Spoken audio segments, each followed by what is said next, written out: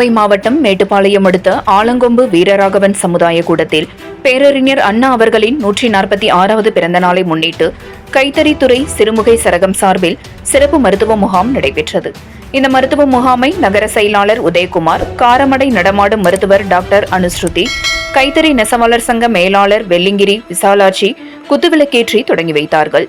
மருத்துவ முகாமில் பல நோய்களுக்கான அறிகுறிகளை, முக்கியமாக நிபா வைரஸ் பற்றியும், பாலியல் வன்கொடுமைகள், நீரினால் ஏற்படும் பாதிப்புகள் பற்றி வட்டார மருத்துவ அலுவலர் டாக்டர் சுதாகர் விளக்கமாக எடுத்துரைத்தார். பின்னர் மகளிருக்கான பிரசவத்திற்கு வழங்கப்படும் சலுகைகள், அரசு தரும் ஊக்கத்தொகை பற்றியும் விளக்கமாக பொதுமக்களுக்கு எடுத்துரைத்தார். இந்த சிறப்பு மருத்துவ முகாமில் பொதுமக்கள் திரளாக கலந்து கொண்டு மருத்துவ முகாமினை பயன்படுத்திக் கொண்டனர். இந்த நிகழ்ச்சியில் முக்கிய பிரமுகர்கள், அனைத்து கைத்தறி சங்க மேலாளர், சங்க பணியாளர்கள் மற்றும் பொதுமக்கள் கலந்து கொண்டு சிறப்பித்தார்கள். 7 Green News செய்திகளுக்காக கோவை மேட்டுப்பாளையம் செய்தியாளர் நா. முத்துக்குமார்.